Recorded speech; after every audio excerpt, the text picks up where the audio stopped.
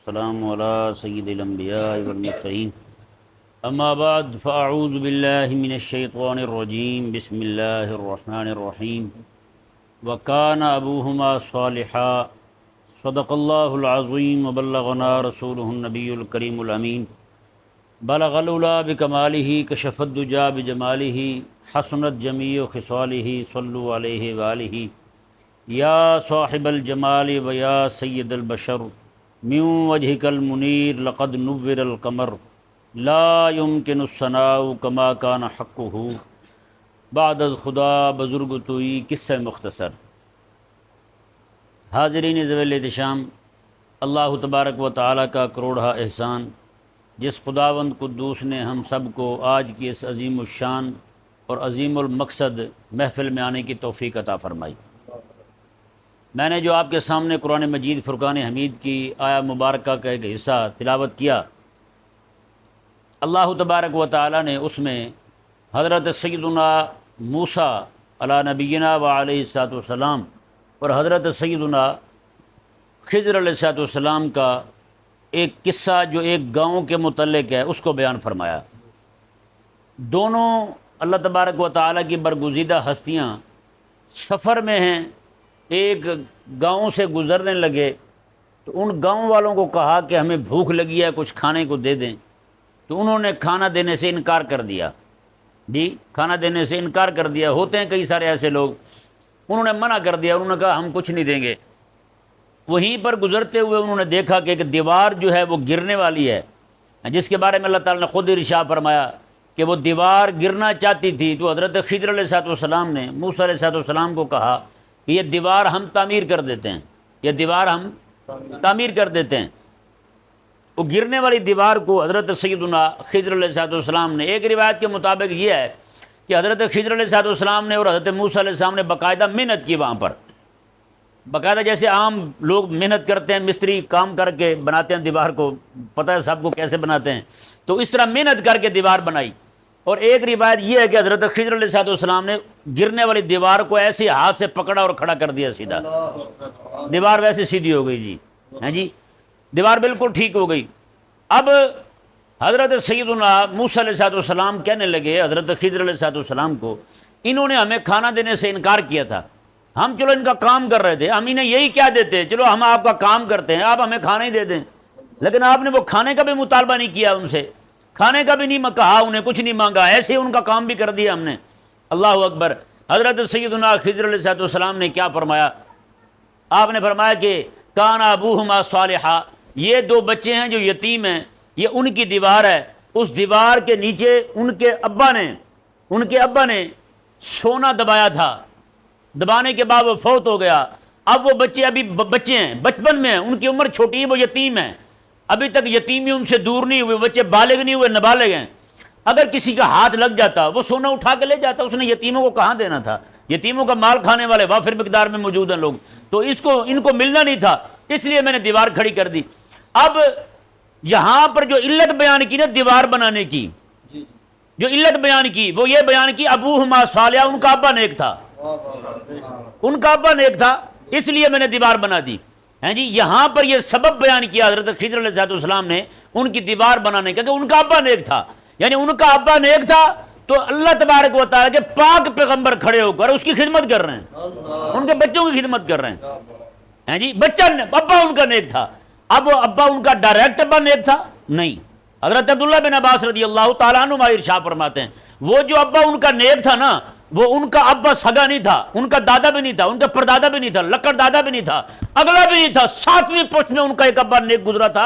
اللہ تبارک و تعالیٰ نے اس کی برکت سے 8ویں پشت کے بچے جو ہیں ان کی خدمت کے لیے رب تبارک و تعالیٰ کے نبیوں کو فرمایا کہ تم ان کی خدمت انجام دو۔ وہ 7ویں پشت میں ابا تھا ان کا، وہ نیک تھا۔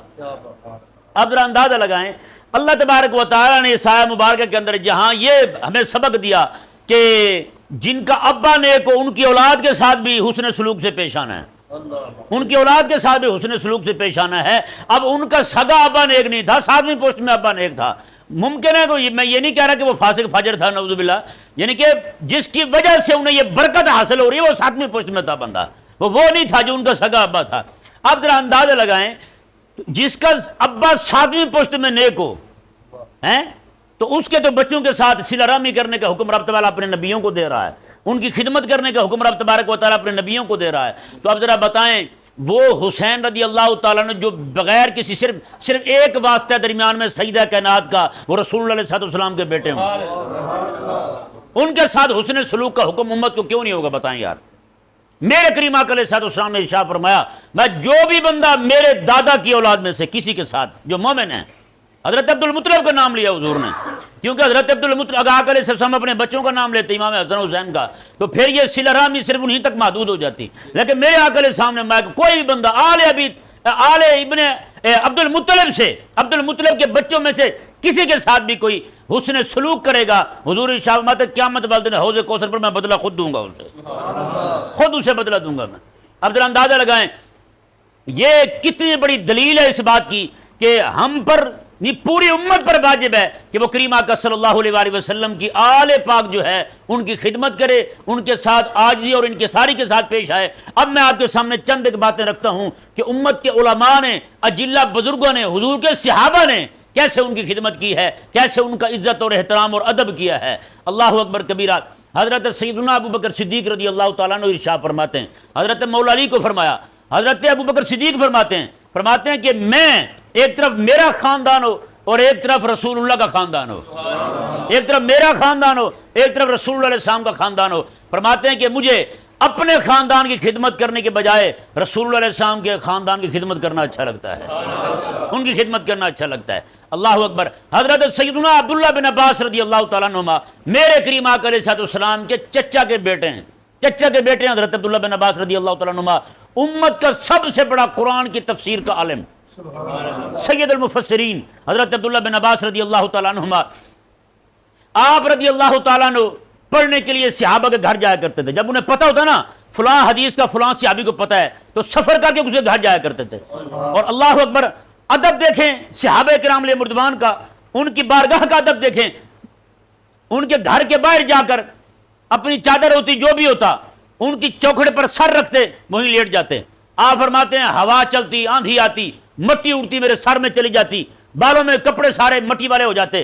جب وہ حضور کے صحابی باہر آتے تو مجھے آگے کہتے ہیں آپ رسول اللہ کے چچا ہیں، اس چچا کے بیٹے ہیں، آپ ایسے نہ کیا کریں، جب بھی آپ آتے ہیں دروازہ بجا دیا کریں، ہم فوراً آیا کریں گے، آپ کی خدمت کیا کریں گے، آپ اس طرح نہ کیا کریں۔ تو وہ آگے سے کیا کہتے ہیں کہ مجھے یہ حکم دیا گیا کہ رسول اللہ علیہ السلام کے دین کے عالموں کا ادب ایسا ہی کروں میں، عالم گھر میں ہو تو دروازہ نہ بجاؤں میں، عالم گھر میں ہو دروازے پہ دستک نہ دوں، باہر ہی بیٹھ کے انتظار کروں، جب وہ خود اپنی مرضی سے تشریف لائیں تو پھر اپنا مدعا بیان کروں، مجھے یہ کام ہے۔ اندازہ لگائیں حضرت عبداللہ بن عباس رضی اللہ تعالیٰ عنہما، آپ ایک جنازے میں ہیں، حضرت زید رضی اللہ تعالیٰ عنہ قرآن کا بڑا عالم، قرآن کا بڑا عالم، کاتب وحی حضرت زید رضی اللہ تعالیٰ عنہ، آپ رضی اللہ تعالیٰ عنہ ایک جنازے میں، آپ بھی ہیں اور آپ بھی ہیں، جنازے میں گئے۔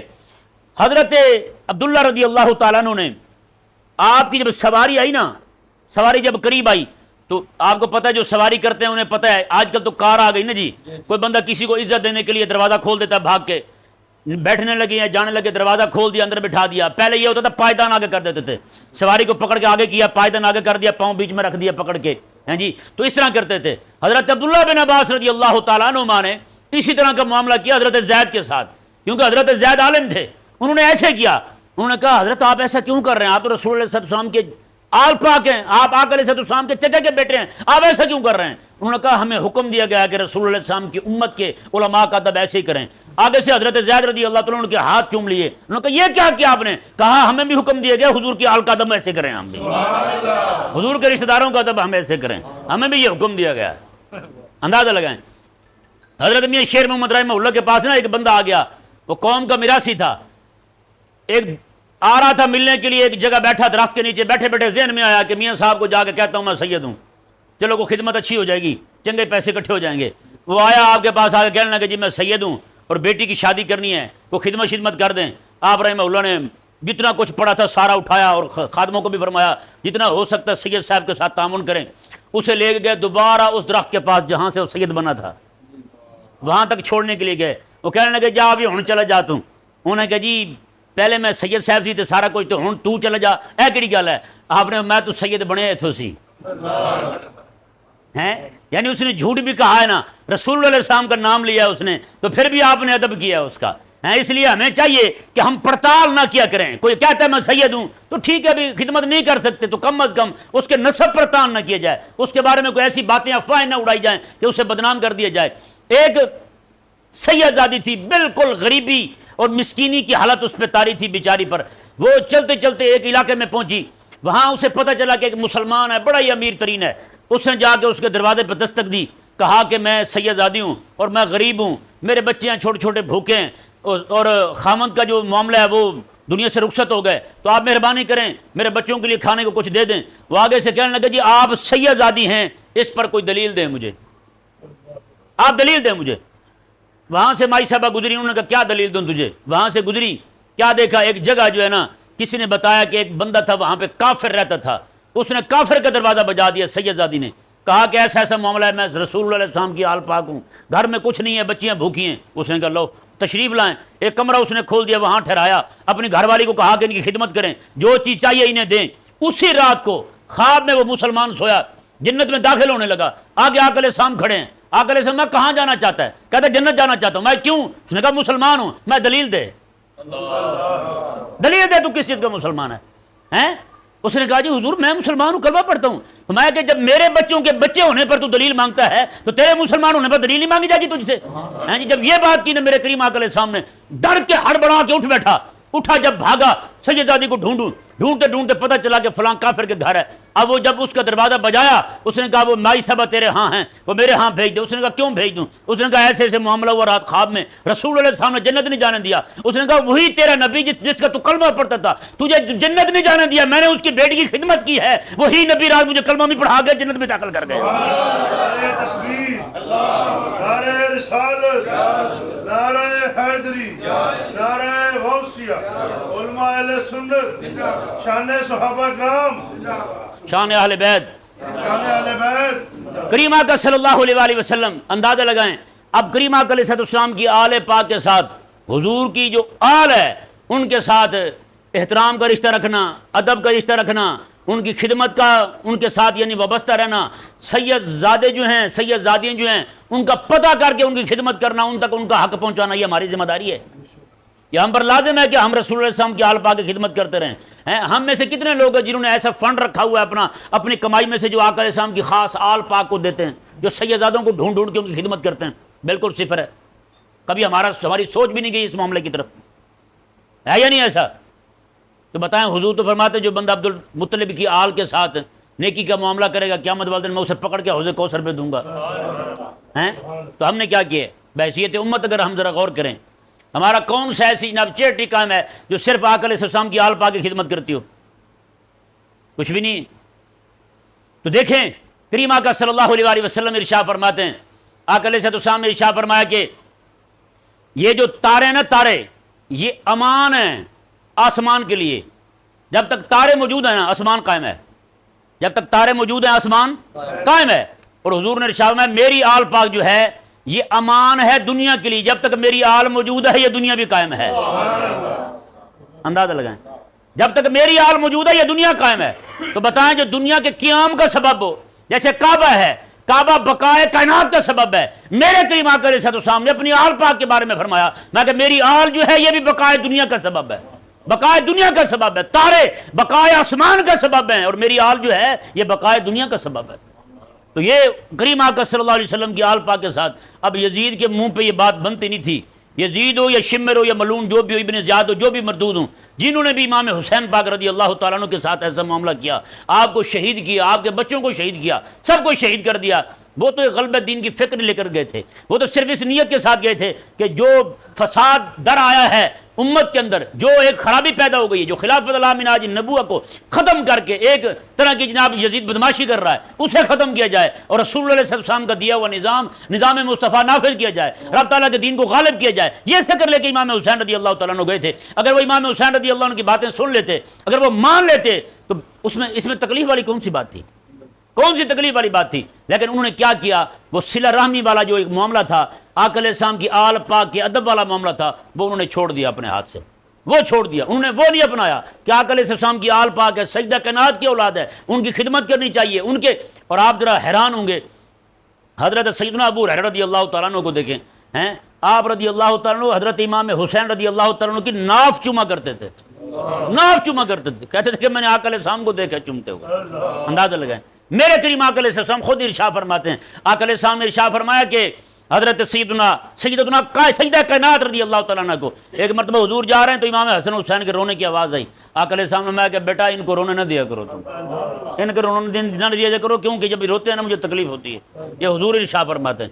اب اندازہ لگائیں، ایک موقع پر نا کریم محدث ابن جوزی رحمہ اللہ ارشاد فرماتے ہیں، یہ حدیث پاک میں پہلے سناتا ہوں بعد میں بات کرتا ہوں، میرے کریم آقا علیہ السلام حضرت عباس حضور کے چچا ابھی تک اسلام کا اعلان نہیں کیا، انہوں نے ایمان کا اعلان نہیں کیا، بدر میں قید ہو کے آئے، مدینہ میں پہنچے، مدینہ میں باقی بھی لوگ بندھے ہوئے پڑے ہیں، حضرت عباس بھی بندھے ہوئے ہیں، رات ساری ان کے کرہنے کی آواز آئی حضور کے کانوں میں، حضور صبح کے وقت تشریف لائے، آقا علیہ السلام میں ساری رات سو نہیں سکا، ساری رات مجھے نیند نہیں آئی چچا کے رونے کی وجہ سے، چچا نے تو ابھی تک اسلام کا اعلان بھی نہیں کیا ہے، آقا علیہ السلام فرمایا ساری رات میں نہیں سو سکا چچا کے کرانے کی وجہ سے۔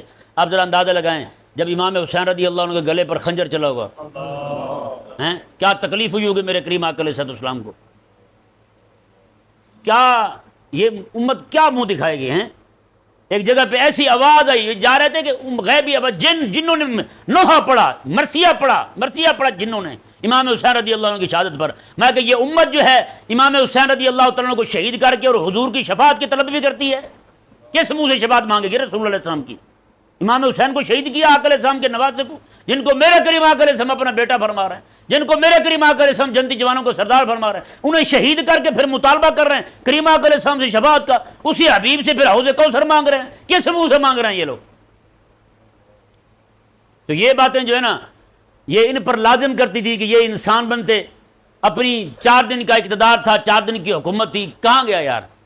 یہ اقتدار کا نشہ ایسا کتا نشہ نہ جس کے منہ کو لگ جائے وہ بندہ پھر کچھ بھی نہیں دیکھتا، رب کے گھر پہ حملہ آور ہو جائے گا۔ آج بھی آپ دیکھتے ہیں کیسے کیسے حکمران ذلیل ہیں، وہ آتے ہیں، عمران خان کو دیکھ رہے ہیں آپ، کیسا یہ بھی یزید وقت بن کے آیا تھا، کیسے بدماش بنا پھرتا تھا، رب تعالیٰ نے کیسے ذلیل و رسوا کیا، آج ایک بندہ بھی اس کے ساتھ نہیں کھڑا، وہ 4 پنکچر ٹائر اس کے ساتھ کھڑے ہوئے ہیں، کسی کام کے نہیں ہیں، بیکار کارتوس ہیں چلے ہوئے، وہ سارے اس کے ساتھ کھڑے ہیں، ایسے نامراد ذلیل ہوتے ہیں، لیکن آتے بدماش بن کے لیکن جاتے ہیں ایسے پتہ بھی نہیں چلتا۔ وہی یزید جو ہے 2.5 سالہ دور حکومت ہے اس کا، 1 سال میں اس نے امام حسین کو شہید کیا، دوسرے سال میں اس نے کعبہ مشرفہ پہ حملہ کر دیا، تیسرے سال میں مدینے پہ حملہ کر دیا اس نے۔ مشکات شریف میں حدیث پاک ہے، مدینہ شریف میں مسجد نبی میں گھوڑے باندھ دیے اس نے، رسول اللہ علیہ السلام کے ممبر پر گھوڑوں کی لید پڑی ہوئی تھی۔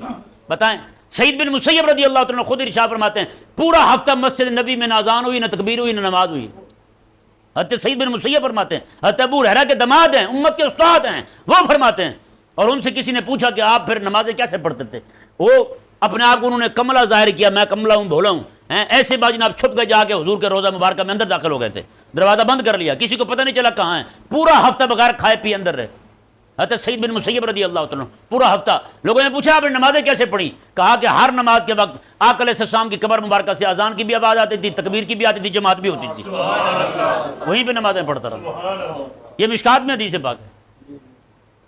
اب آپ سوچ سکتے ہیں کہ اس یزید نے کیسے مظالم ڈھائے ہیں صرف اقتدار کی خاطر، اور اقتدار ختم ہوا، اس کا 18 سال کا بیٹا، اس کا نام معاویہ تھا، جی اسے جناب اس کا ولیعہد جانشین مقرر کیا گیا، 40 دن پورے جیسے بنایا گیا وہ بیمار ہو گیا، 40 دن بیمار رہا، جی اس نے کہا کہ میرا ابا بڑا ظالم فاسق جابر تھا، اس نے اپنے منہ سے کہا، اس نے کہا میرے ابے نے اس سے کیا کمایا کہ میں رکھوں، اس نے کہا میں چھوڑ رہا ہوں، فوت ہو گیا، وہ چلا گیا دنیا سے، نیک بندہ تھا وہ، یزید کا بیٹا۔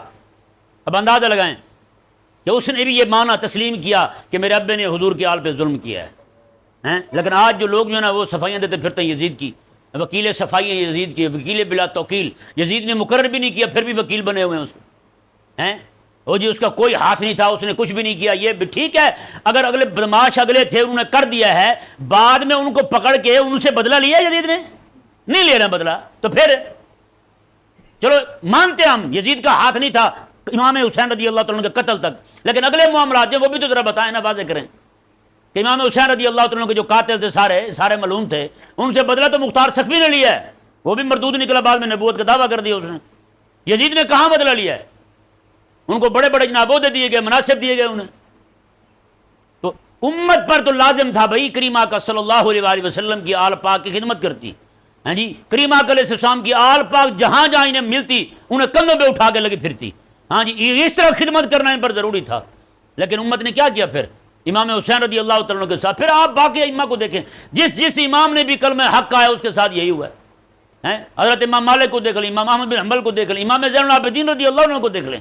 امام حسن رضی اللہ عنہ کو 6 بار زہر دیا گیا، 6 بار زہر دیا گیا. آخری بار جب زہر دیا گیا تو آپ کے جگر کے ٹکڑے جو باہر آئے نا کیا کے ذریعے 70 سے زیادہ ٹکڑے تھے. اندازہ لگ سوچ سکتے ہیں آپ کتنا سخت زہر دیا گیا امام علی مقام امام حسن رضی اللہ تعالیٰ عنہ. تو اس طرح کر کے یہ ذہن میں رہے، جو بھی بندہ کلمہ حق کہے گا. یہ آج کا دور ہے کہ مولوی گھر میں مرتے ہیں، امام گھر میں فوت ہو جاتے ہیں، وگرنہ امام گھر میں فوت نہیں ہوا. امام جو بھی ہیں، حضرت ابوبکر امام ہے نا، ہیں نا امام، شہید ہوئے ہیں، زہر دیا گیا تھا. حضرت عمر رضی اللہ عنہ کو مصلی پہ شہید کیا گیا. حضرت عثمان غنی کا 40 دن پانی بند کیا گیا. حضرت مولا علی رضی اللہ تعالیٰ عنہ کو مسجد میں جاتے ہوئے شہید کیا گیا، کوفہ کی مسجد میں جاتے ہوئے راستے میں شہید کیا گیا. امام حسن کو زہر دیا گیا، امام حسین کو شہید کیا گیا، ان کے بیٹوں کو شہید کیا گیا. حضرت علی اصغر، علی اکبر رضی اللہ تعالیٰ عنہ، باقی سارے آپ جتنے بھی آگے چلتے جائیں گے، حضرت نفس زکیہ رضی اللہ تعالیٰ عنہ، حضرت ابراہیم رضی اللہ عنہ، جتنے بھی ہیں سب کے ساتھ یہی حال ہوا. ایک اہل بیت کے امام ہیں بہت بڑے، ان کو جناب خلیفے نے قید کر دیا. قید کرنے کے بعد ہفتہ پورا شیر کو بھوکا رکھا کہ بھوکا شیر چھوڑوں گا ان پر. ہاں جی ہفتہ پورا بھوکا رکھنے کے بعد جب شیر چھوڑا ان پر آیا شیر. ہاں جی اب دیکھیں نا جانور حضور کی آل کا ادب کیسے کرتے ہیں. ہفتہ پورا جانور کو شیر کو بھوکا رکھا، چھوڑا جب ان پر آیا تو اس نے جناب کیا کیا، آ کے ان کے پاؤں چاٹنے لگا. شیر ان کے پاؤں چاٹنے لگا. شیر جب پاؤں چاٹنے لگا تو کسی نے پوچھا بعد میں، حضرت جب شیر آپ کی طرف بڑھا تھا آپ ڈرے نہیں تھے؟ میں ڈرنا کیا تھا، وہ جب پاؤں چاٹ رہا تھا نا میرے دل میں یہ خیال آ رہا تھا کہ نماز کیسے پڑھوں گا، اس نے تو تھوک لگا دی ہے. میرے دل میں یہ خیال آ رہا تھا. اب ذرا بتائیں نا جی ہمارے ہاں کیا خیال آتا ہے؟ شیر سامنے آ جائے کچھ رہے گا ہمارے اندر؟ طبیعت نہ صاف ہو جائے گی، پسینے چھوٹ جائیں گے. ایک بندے نے کہا جی آپ بیٹھے ہوں شیر سامنے آ جائے تو کیا کریں گے؟ اس نے کہا پھر میں نے کیا کرنا ہے؟ اسی نے کرنا ہے، میں نے تو کچھ نہیں کرنا، پھر اسی نے کرنا سارا کچھ. تو یہ امت جو ہے نا، امت پر تو لازم تھا بھائی ان کی خدمت کرتی. لیکن امام زین العابدین رضی اللہ عنہ کو دیکھیں، ان کو ہتھ کڑیاں پہنائی گئیں، ان کو ہتھ کڑیاں پہنائی گئی. امام زین العابدین رضی اللہ عنہ کو ہتھ کڑیاں لگی ہوئی ہیں. ایک بندہ گیا جا کے کہنے لگا بڑے یعنی کہ جیسے ترس والے انداز میں کہنے لگا، حضرت آپ پہ بڑا ظلم ہو رہا ہے، یہ ہے وہ ہے، آپ تو اس طرح پکڑے ہوئے ہیں کہ آپ تو قید میں ہیں، آپ کو بیڑیاں لگی ہوئی ہیں. امام زین العابدین رضی اللہ عنہ نے اس طرح اپنا ہاتھ جھٹکا اور ساری جناب بیڑیاں ساری ٹوٹ گئیں، ہتھ کڑیاں ساری ٹوٹ گئیں. میں تو کیا سمجھتے ہیں ہم مجبوری میں بیٹھے ہیں؟ ہم تو رب تعالیٰ کی رضا پر راضی بیٹھے ہوئے ہیں. ہم تو رب تبارک و تعالیٰ کو راضی کرنے کے لیے بیٹھے ہوئے ہیں. اللہ اکبر. اب اندازہ لگا یہاں پہ میں آخری بات کرتا ہوں، میں اپنی اور آپ کی فکر کے لیے، آخرت کی فکر کے لیے، کہ میں اور آپ کہاں کھڑے ہیں. ہم تو محرم والے دن 10 محرم کو صرف ایک دیگ پکا لینا چاولوں کی تو ہم سمجھتے ہیں کہ پورا پنڈ ہمارا بچکا گیا ہے. باہر جناب ایک بالٹی شربت کی پلا دینا روح افزا والی تو سمجھتے ہیں ہم بخشے ہوئے ہیں، ہم سے بڑا جنتی کوئی ہے ہی کوئی نہیں. آج میں اپنے آپ کو حسینی کیا کہ بدماش بنا پھرتا ہوں. نیکیاں کرنے کا شوق ختم ہو گیا میرے میں، گناہ کی رغبت بڑھ گئی ہے ہم میں. آج پوری امت کا عمومی رویہ یہی ہو گیا ہے، میں تو بخشا ہوا ہوں بھائی، میں تو 11ویں کے چاول کھاتا ہوں، میں تو فلانی سبیل پی لیتا ہوں، میں تو بھائی جہنم کو پسینہ آ جاتا مجھے دیکھ کے. تو امام زین العابدین رضی اللہ عنہ کے ذہن میں یہ باتیں نہیں آتی تھیں. امام زین العابدین رضی اللہ عنہ بازار جاتے ہیں، خادموں نے کہا حضرت ان کو آپ بتا دیں آپ سید ہیں، کچھ چیز سستی دے دیں گے. میں چھاڑے پڑے، میں اپنے نانے کا نام 2 ٹکے کی خاطر نہیں بیچنا چاہتا، اپنے نانے کا نام 2 ٹکے کی خاطر نہیں بیچنا چاہتا میں. اب مجھ سے یہ نہیں ہو سکتا، کبھی نہیں کروں گا میں. اللہ تبارک و تعالی ہم سب کو کریم آقا علیہ السلام کی آل پاک کا جس طرح ادب کرنے کا حق ہے اسی طرح ادب کرنے کی توفیق عطا فرمائے. وما علیہ الا البلاغ.